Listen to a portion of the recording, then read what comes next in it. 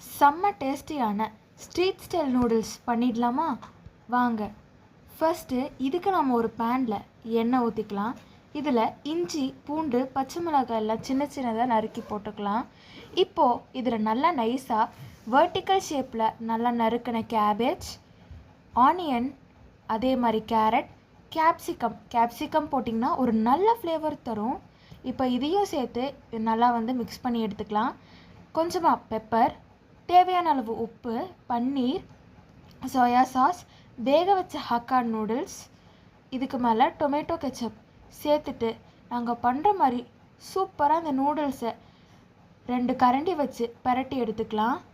பரட்டி எடுத்தீங்க அப்படின்னா செம்ம சூப்பராக டேஸ்டியான street style hakka noodles ready. குழந்தைங்களுக்கெல்லாம் ரொம்பவே பிடிக்கும்.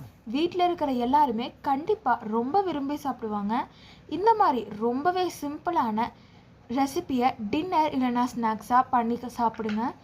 செம்ம டேஸ்ட்டாக தரமாக இருக்கும்.